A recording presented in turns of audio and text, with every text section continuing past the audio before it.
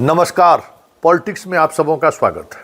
और आज हम पॉलिटिक्स में बात उस पॉलिटिक्स की करने जा रहे हैं जिस पॉलिटिक्स के सहारे ये समझा जा सकता है कि लालू परिवार अब टूट के कगार पर है, या यूं कहे इस हार के बाद शुरुआत परिवार की तरफ से हुआ है और पार्टी में अभी बहुत कुछ होना बाकी है।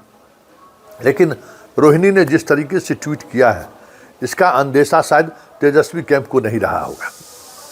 वैसे चुनाव से पहले ही वो बगावती तेवर में आ गए थे, लेकिन लालू के बीच बचाव करने पर वो चुप्पी साध लिया था। ठीक है, हम चुनाव के दौरान हम चुप रहते हैं, जबकि रोहिणी राघोपुर में सबसे ज़्यादा मेहनत करती हुई दिखी।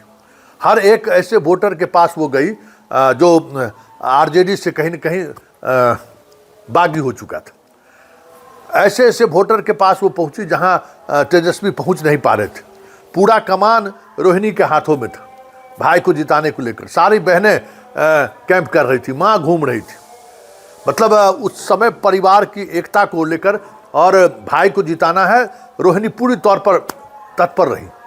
लेकिन दम घुट रहा था उनको। जो तेजस्वी के आसपास जो दो लोग थे जिसकी वजह से लगातार वो अपमानित महसूस करने लगे थे।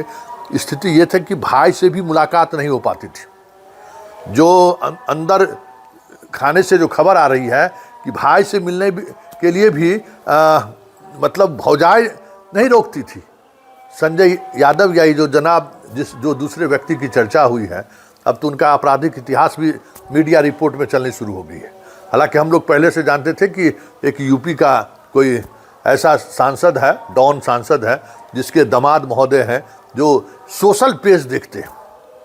और अब समझ में आ रहा है कि ये सोशल पेज पर जो गुंडागर्दी राजद के द्वारा विभिन्न डिफरेंट नामों के द्वारा जो गाली गलौज की भाषा का जो इस्तेमाल हो रहा था, वो कहीं न कहीं इन्हीं ड्यू के सहारे हो रहा था। देखे हुएगा कि फ्रेंड्स एंड फॉलोअर्स में संख्या 8-10 है, प्रोफाइल लॉक है, और जिसको भी हो जैसे भी हो गाली गलौज की भाषा का इस्तेमाल करते थे। ये इसी टीम का हिस्सा था जिस टीम पर आज रोहिणी ने हमला बोला है। याद होगा कि ये वही टीम था जब रोहिणी ने सवाल करा किया संजय यादव पर तो टूट पड़ा था।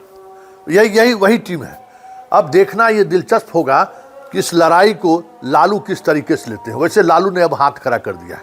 लालू के पास अब कुछ कहने मतलब परिवार के एकाकृत रखने की अब वो ताकत नहीं रही। कहते हैं ना कि अपनी पूरी ज़िंदगी में ही इसी ज़िंदगी में स्वर्ग और नरक भी है। इसी ज़िंदगी में आप क्या किए हैं उसकी कीमत भी आपको यही चुकता करके जाना है।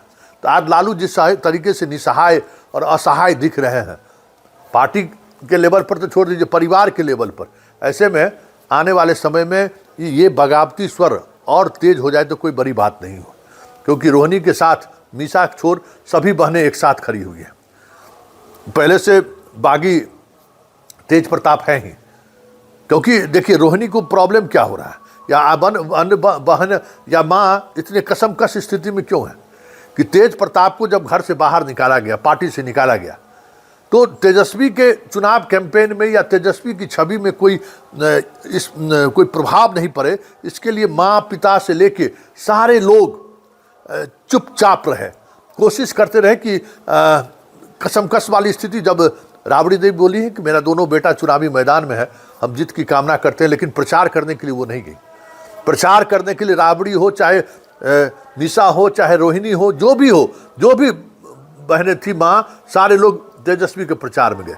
तेजस्वी के प्रचार का तो कमान ही रोहिणी संभाल रखी थी तब तक जब तक चुनाव खत्म नहीं हुआ था।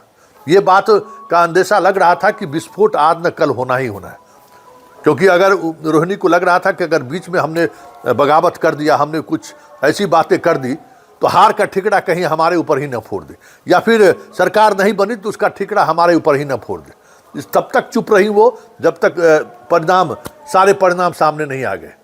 अब सवाल ये है कि जिस तरीके से रोहिणी ने अटैक किया है, क्या आने वाले समय में आरजेडी के अंदर तो छोड़ दीजिए, परिवार के अंदर ये बगावती स्वर तेज होंगे क्या?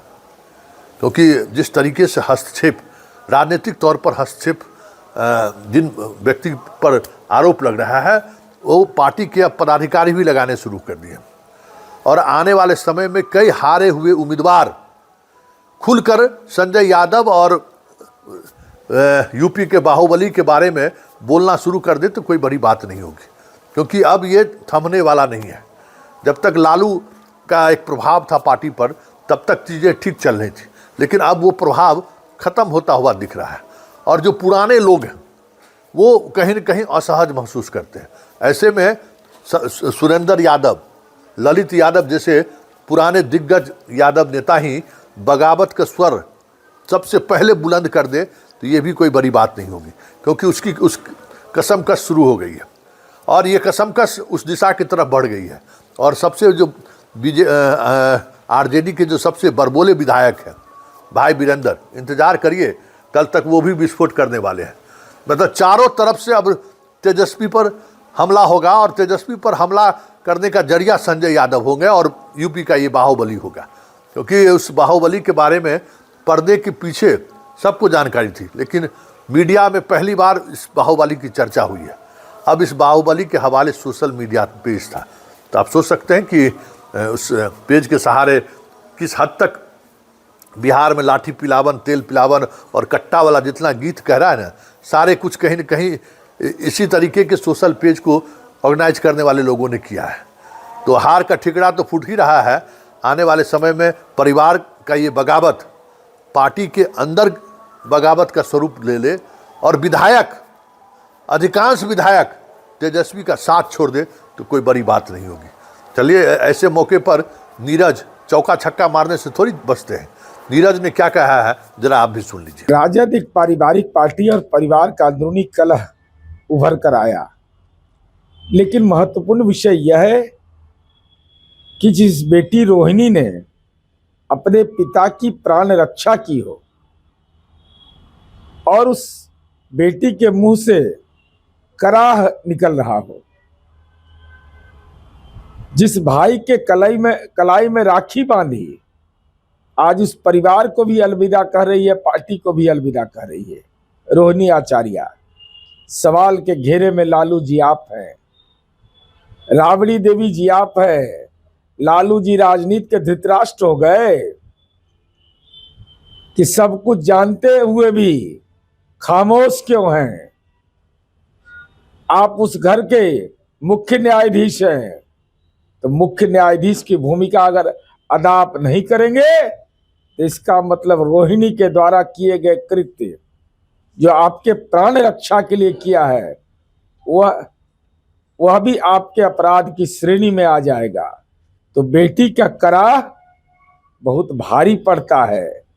इसका एहसास अगर लालू जी आपको तो होता ही होगा, मन में होता होगा, अब जुबान पर नहीं आ रहा है। समय है, परिवार राजनीति का तो कुनबा बिखर ही गया, अब परिवार का भी कुनबा बिखर जाएगा। इसलिए ज्ञान चक्षु खोलिए। बिहार के बाहर के लोग जेल उल के लिए ठीक है बाहर, अब लोकल बिहार में भी आपको बिहारी मेधा पर भरोसा नहीं है, यह तो आपका दुखद पक्ष है।